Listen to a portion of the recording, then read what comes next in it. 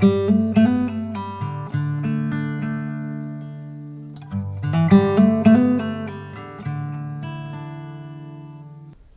YouTube world, I am back. Sorry it's been such a while. I've just been really busy, and I must admit I lost my mojo a little bit after doing such a big commission.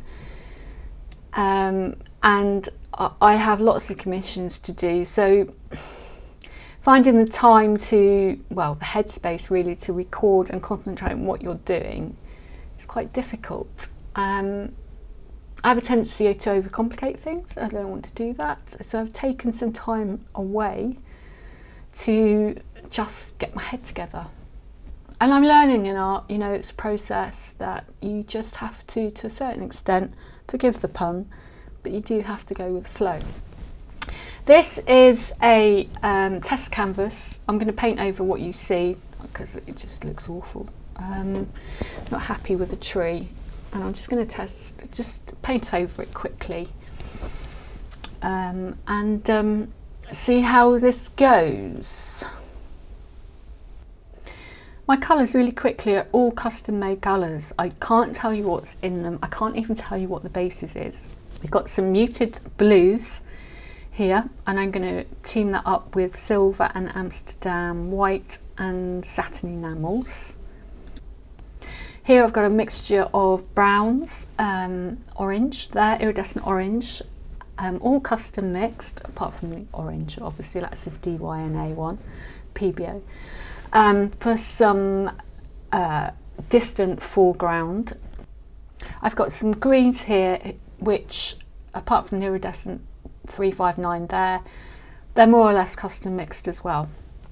A lot of leftover paints being used up. I also need to apologise for the mess. Yes, it is messy. My table is messy, the rest of my studio is beautifully clean because I've just had a spring clean. And maybe that helps mentally sometimes, that you know you have a really good excuse me, clear out, and then you can start afresh. So my sky is I'm hesitating. Oh dear. I'm doing a voiceover. So I like to do puddle pours for the sky because it just, I don't know, I like the freedom of it. I like pulling my fingers through the paint. I like adding as I go along. That's my Amsterdam white there. At the time of doing this, I was just wondering whether my paints might be a little thick, but they were okay.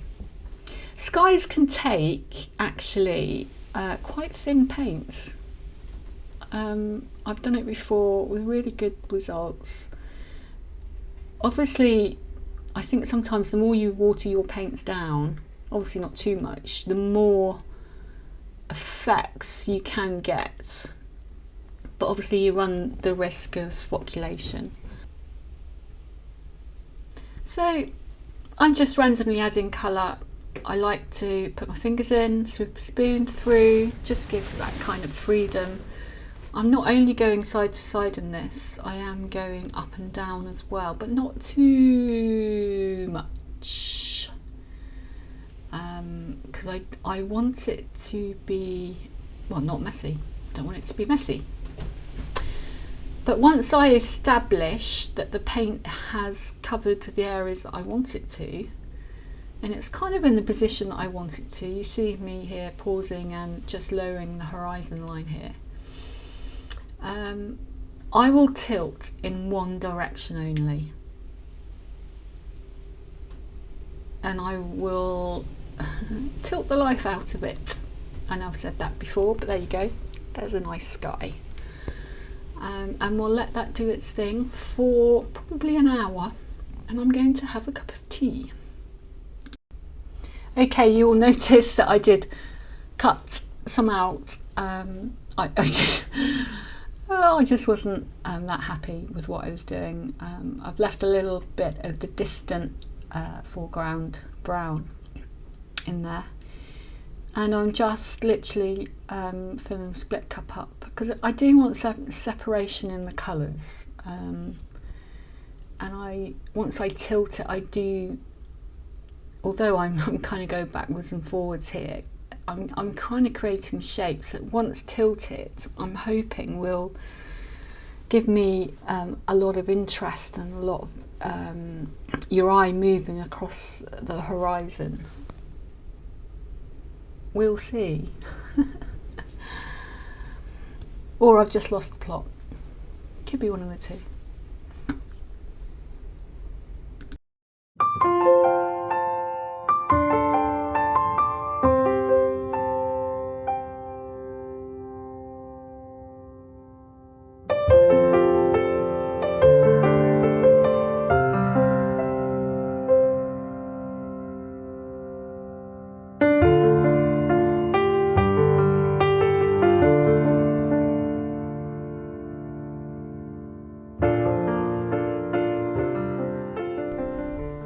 So after some severe tilting, I've got something that I'm quite happy with that I can now build on and work with. I've got distance, I've got like a mid horizon, and I've got the foreground, which I'm really pleased. And it does look kind of like the New Forest in autumn, which I'm really pleased about actually. So I am just going to do a little bit of swiping just to give me a base for some tree work, and I'm swiping with oh, that's my phone. I'm swiping with Aussie Floetrol and Amsterdam Black. Now I've had this Aussie Floetrol for 2 years. It's well past its sell-by date, but you know, let's see what happens, shall we?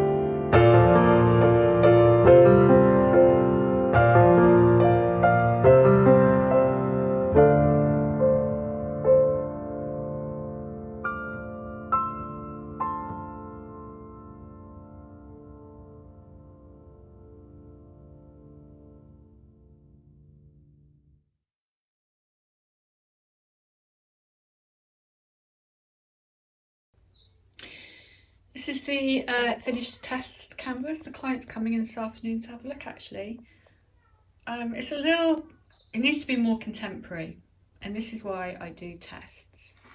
This brown needs to be knocked back a little bit so it's more in the distance. I tend to throw everything I've got at tests, and these are the other two, which are far too overworked, and I didn't really want to show you. But I have been working really hard behind the scenes. You know, this one's a little bit more bleak. I love the silver in that one. So we'll see, you know, the actual size of the canvas is huge. Well, it's not huge actually compared to my standards. I've got it over there. I find it much easier working on bigger canvases. I just feel there's a lot more freedom. So watch next time. Hopefully it will be next week or the week after, when I'll be translating one of these onto a huge canvas. Thanks for watching.